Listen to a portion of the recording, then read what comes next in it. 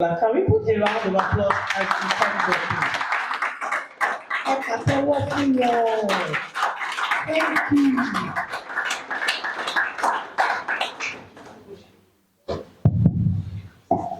Permit me to start on the system protocol. My name has been mentioned.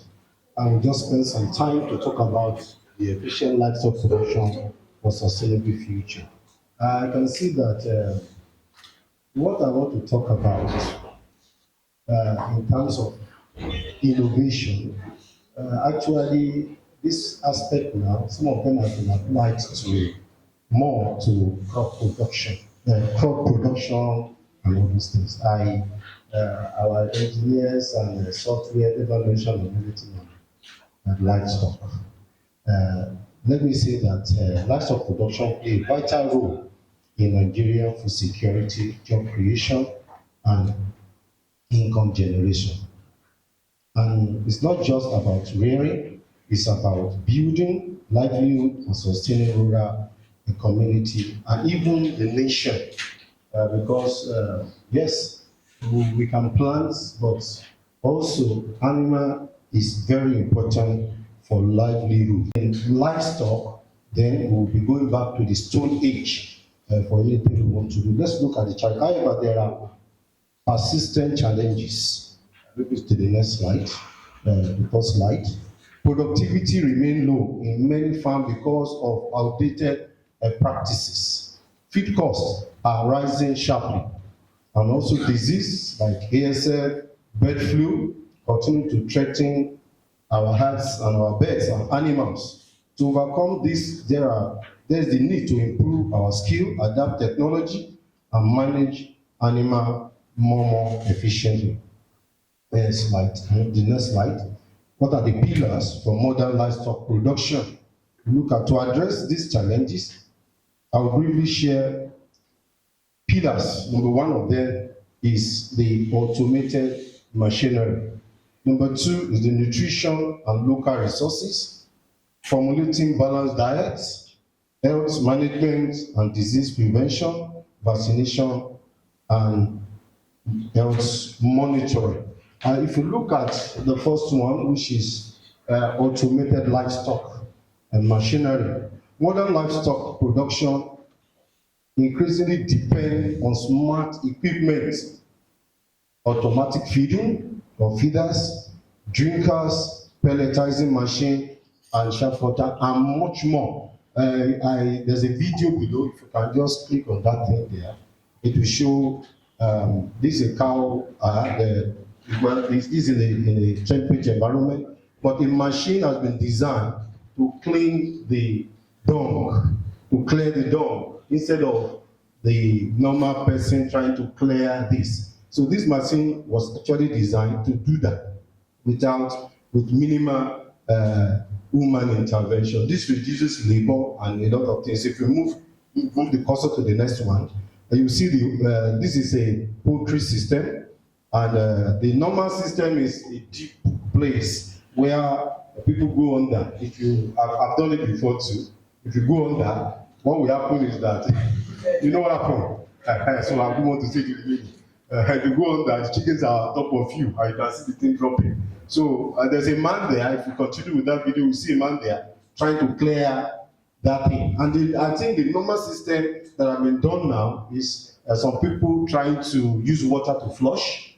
Some people have created automatic system of maybe belts for being the thing. But more than that, we can go to the point of that one adopted in the cow shed to clean a machine, to clear this thing probably on a daily basis or 2 daily basis with minimal intervention. That is technology that has been put in place. We can see that automated livestock machinery refers to system and equipment that perform routine animal management tasks automatically with minimal human intervention using mechanical, electronic, and digital technology. Some of our engineers, they have mentioned some of those things which can be applied also, like the issue of IoT, and also Internet of Things can be applied, like sensor. We talk about actuators, we talk about controllers, we talk about software interfaces, monitoring environmental animal parameter. The IoT can do that. Sensors can do that. I was in a country, I entered, they showed me the herd of pigs. When I entered, it's a whole housing covered. But what happened that there's a sensor on each of those pigs. Actually, they are breathing, breathing hard. On each of those pigs, the animal approaches the feeder. When they approach the feeder, the sensor will work with the machine, work with the computer. It will identify the animal. The feeder will open. The animal goes in there. When the animal goes in there, it gives you the actual, because it has entered, it will weigh the animal. To weigh that pig. After the weigh, it will sense the temperature. The animal will start eating to deliver the amount of feed the animal is supposed to eat.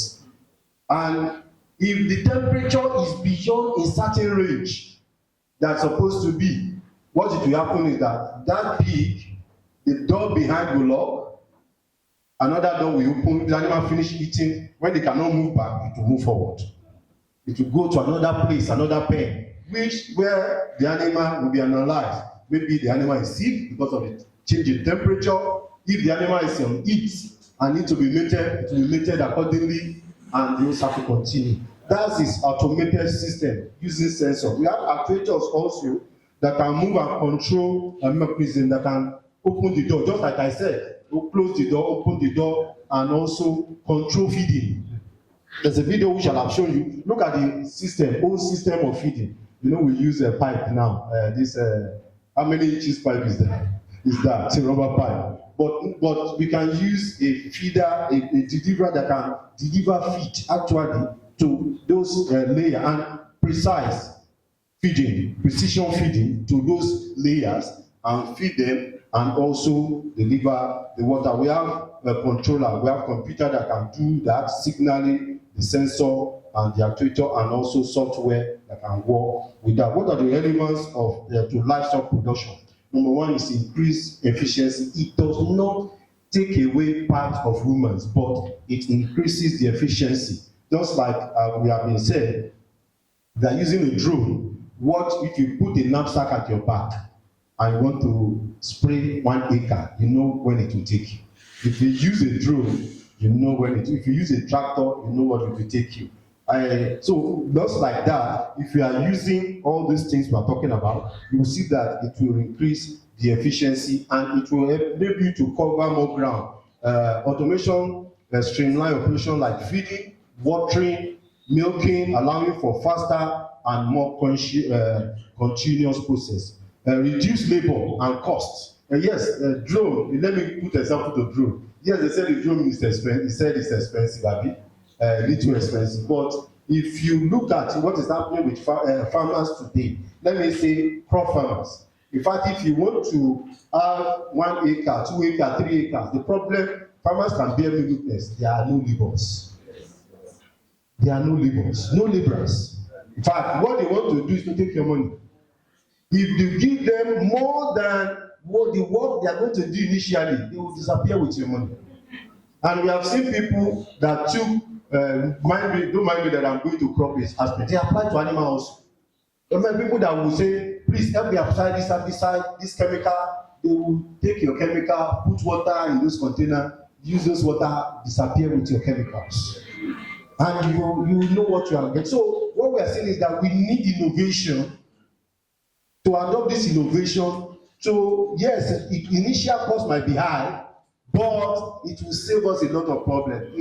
Dr. Tom is aware how to invest in a planter, manual planter. It's like a manual, but it's faster. I can just put it like a wheelbarrow and plant my crop on the farm. It's better for me, and I have to invest also in a brush cutter to cut my grass. So also, when we are talking about animal aspect, we have to invest in some innovation if we want to continue. In fact, most farms that really continue, that really are breaking through, are those farms that have adopted innovations on their farm. Somebody was telling me something, well, I just like things were falling together, was telling me something about somebody that he gave his vehicle to be driving just yesterday, I think. And he didn't know that he has put a chip there they can detect where the vehicle goes. And the man said, he's going to Abuja, and from Abuja, he has faced the east. And he said, sir, this vehicle has had fault. Oh, there's a fault in this vehicle, I have to do it. Oh. And the man has faced the east. And when he came back, he did everything. Just came and said, okay, welcome. The police just came up and picked him. And that's showing him, look at it. The vehicle he said has moved from Abuja to the east. He has made more money than the owner.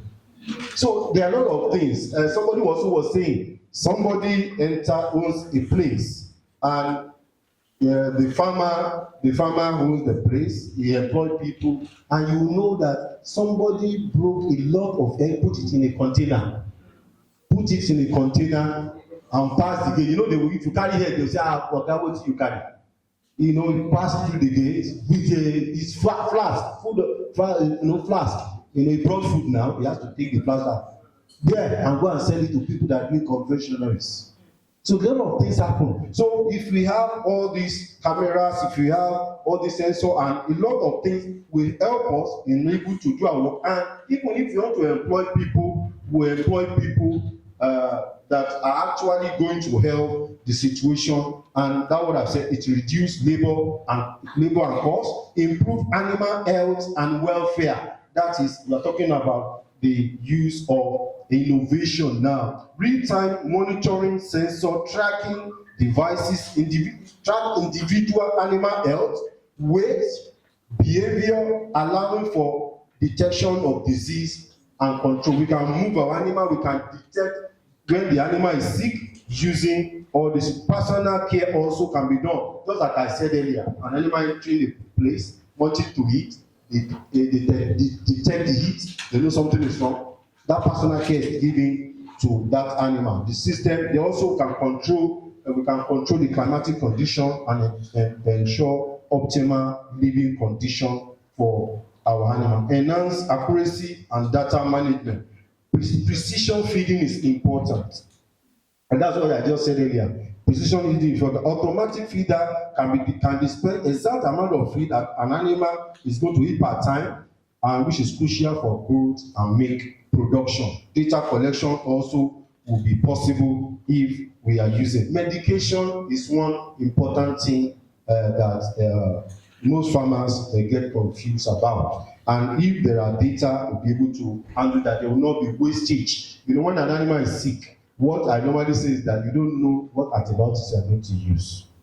And we have given some of the time, there was a time where the animal died, we gave it to the vet, and they came back, they say it's ESF, and they publish it throughout. But if an animal is sick, if we use the modern technology, if an animal, you'll be able to detect just by changing temperature or some other things. You know an animal is sick. Instead of wasting drug and injecting the animal, treating the animal, after treating the animal dies. Number one, you have wasted drug. Number two, you have wasted, the animal is waste. And you cannot eat that animal. Some people say that one alive. It's true. But that's the cause, that is the cause of the problem people are having. That if you are using residual antibiotics, you end up having problem with antibiotic resistance in humans. And we said we lost the patient because the drug did not work, because the person has been taking antibiotics. So this can be controlled. Greater traceability and record keeping. Record keeping is very important.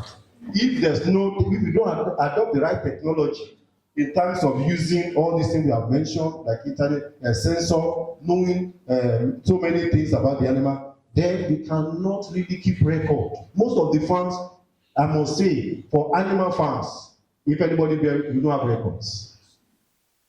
We don't know where. In fact, I said in normal pig production, we say we have bastards of pigs, because we cannot trace the father and the mother. We can trace the mother, but the father we don't know.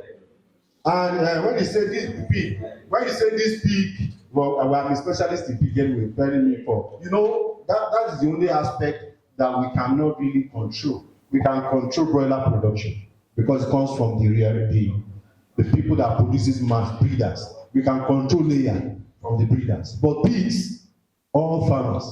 Goats, all farmers. cow or farmers. So you cannot say this is a particular breed. You cannot say this one is landrace. You cannot say this is from well, you can say it's crossbreed. So that's the problem. We even if you can identify them, there are some genetic which you cannot pick up because there are some things that are inherent in them.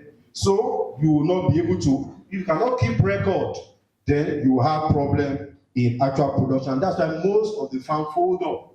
Eventually, even some of the farms they produce eggs, they don't know the number of feed they are to give. Even if they know, they don't know the number of eggs they are collecting daily and what to expect. They don't know the off period of those animals. So automation simplify the process of maintaining detailed record of an animal life, which is essential for traceability and compliance. Sustainability by optimizing resources like feed and water and manage waste effectively. Automation can help to reduce environmental impact. Waste management is another thing that is important. Most of our farmers don't know how to manage it. That's why we have clash with people in our environment. If you are having a farm, animal farm in a populated area, if you don't know the appropriate technology to use, then you might run into problem. To help us also to make decision about our farm. Let's look at types of automation machinery. Number one, we talk about feeding system.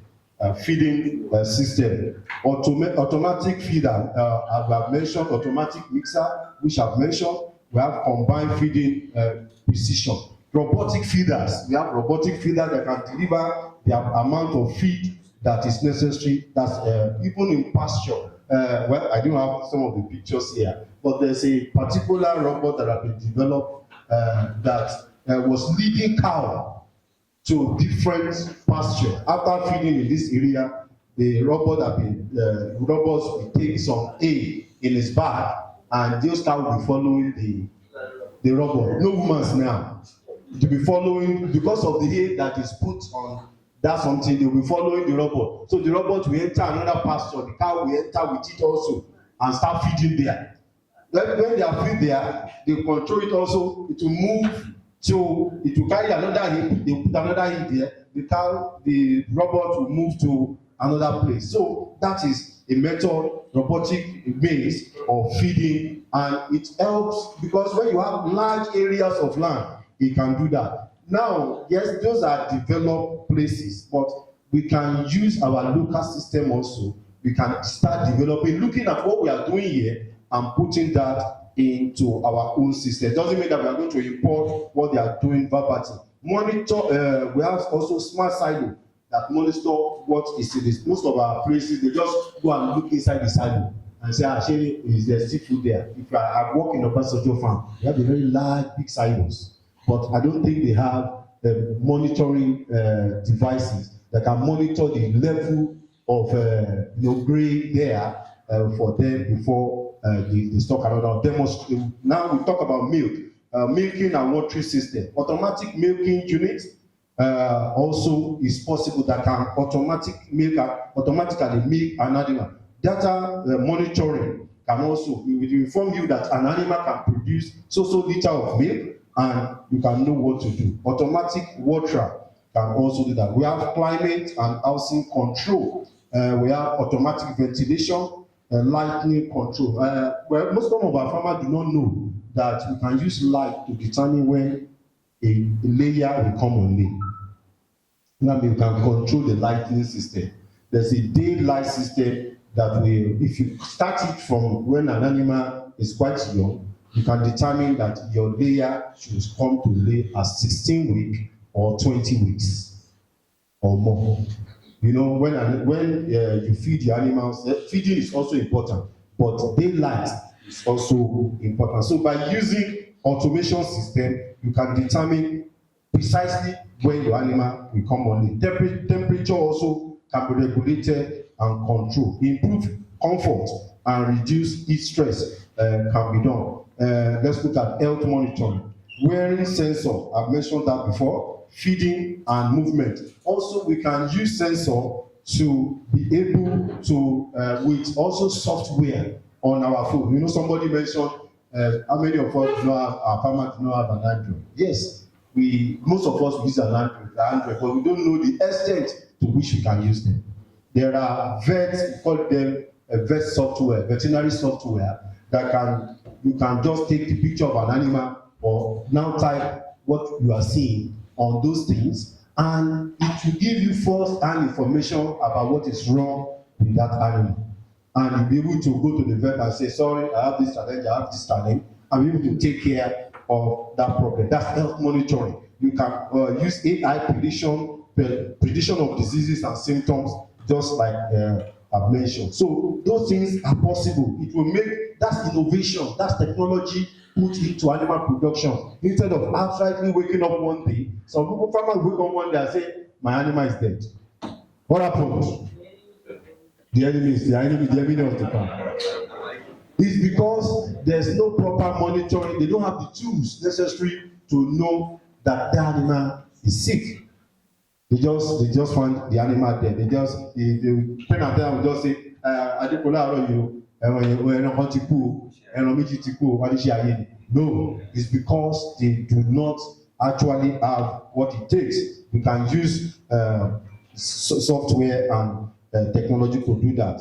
We have waste management and energy recovery, which is sustainable environment. We have robotic scraper, just like I've said before. Then we have biogas units. We can convert, instead of polluting our environment with waste, and people will be 1 kilometer, 2 kilometers away. They say, I see they are rearing pig or rearing chicken around this place. We can convert those waste into biogas use for our own house and also for the community. I will soon be going on now. Now, that's innovation in itself. Then the other aspect is nutrition techniques and local resources. And we know that when we are rearing animal, 70% of the cost of production of the animal is feed.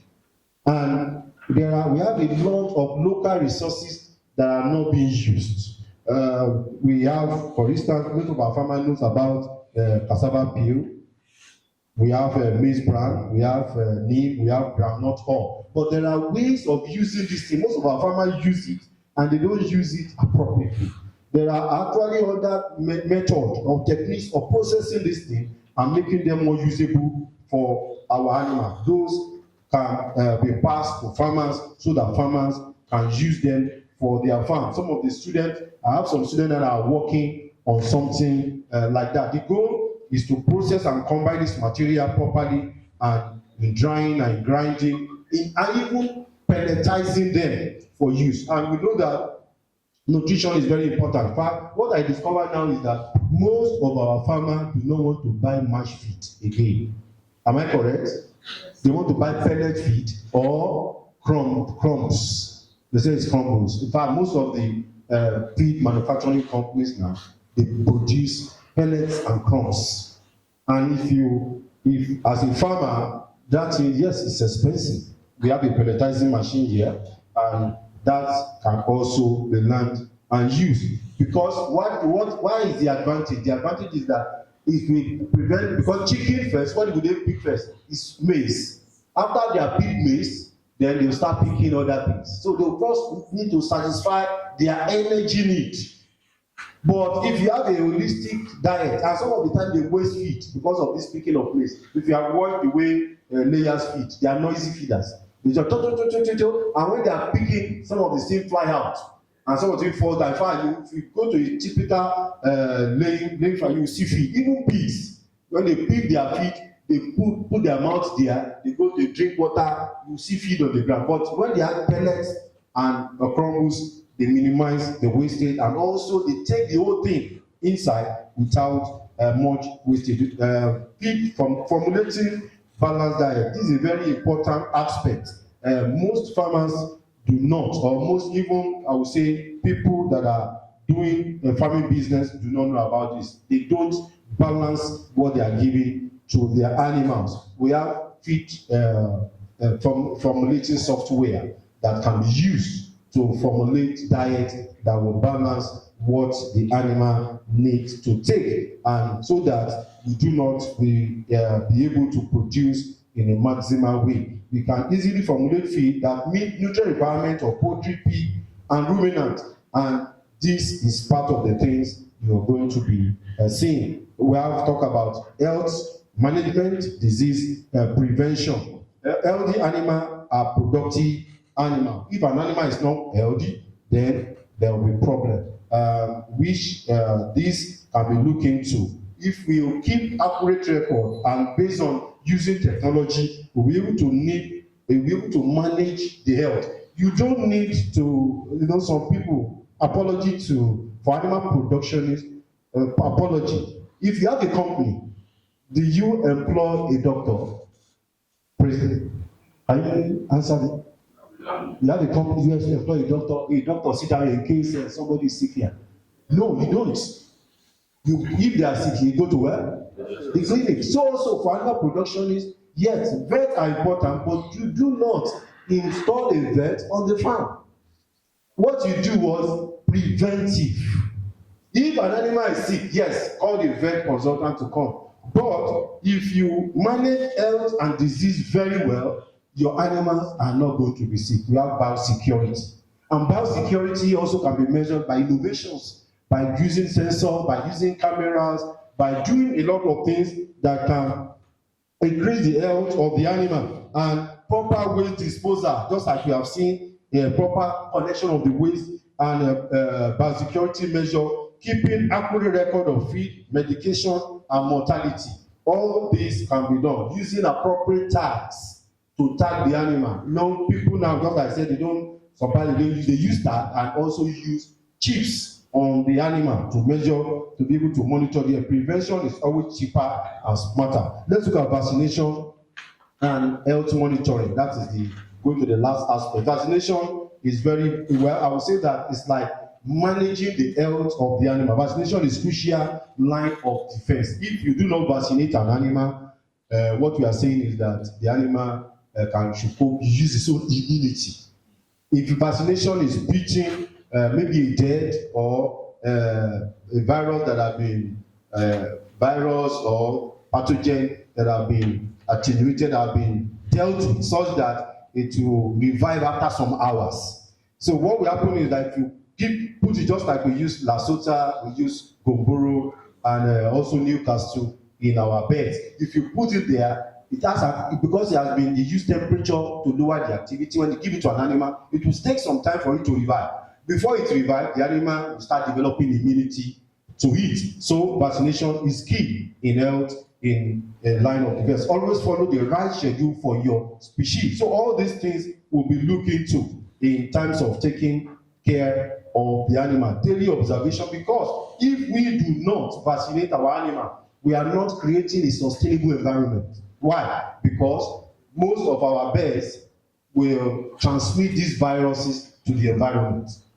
And that means that there will be problem in the future for anybody if you rear animals in the future. Vaccination is key. Daily observation help catch early signs of illness. A simple note for recording and taking record will also help for us. In conclusion, the future. In conclusion, my computer person has come. In conclusion, the future of livestock. To wrap up, the future of livestock production lies in blending technology, knowledge, and care. We cannot take technology only. We have care also. Our knowledge also is very important. So technology, yes, combined with knowledge and combined also with the care of the animal. There need to be knowledge. I was telling somebody that if you pick a book in any aspect, maybe in animal science, if a book is written, what I will gain from that book will be better than what somebody that I have not known about animal science will gain. So if you go for training, you understand the rudiment. If you pick any book, it's easy for you to understand and flow and adopt technology better than if you don't know anything about it. So if you are talking about all this technology we are talking about, it will entail us also to know the rudiment of animal science or maybe crop production or anything before you can easily adopt them. And somebody said, so what we are talking about in technology is the adoption of technology to a local, not importation of external. One, if you bring external, that's why it does not work. There was a time they brought Friesian cow from outside to Nigeria. and they put AC for them. And they were feeding, they were growing, they were this one. After some time, they slaughter all those, because that meat, they said the meat is sweet. They don't know the essence of it. They slaughter all those animals, and some of them were killed by tsetse fly. So, what are we talking about? We must look at our environment, what our farmer is doing, and we must start somewhere. In fact, I was saying sometime to somebody, I said, you see as if you are jumping the gun. The white man stand by using hoe and cutlass, move to drought animal, then move to developing simple tools to hire one. We are leveraging on what they have done. But if we want to do that, we have to come down to our local farmers. We have to come down, understand what they are doing before we can adopt. The person that actually used the use of robots to be directing cows to on the spot actually was working with people in the university.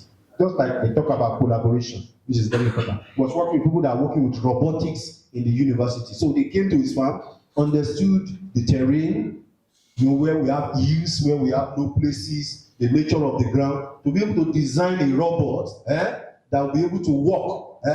This robot is not the one like human being or that you see online. This one is one that is using tires.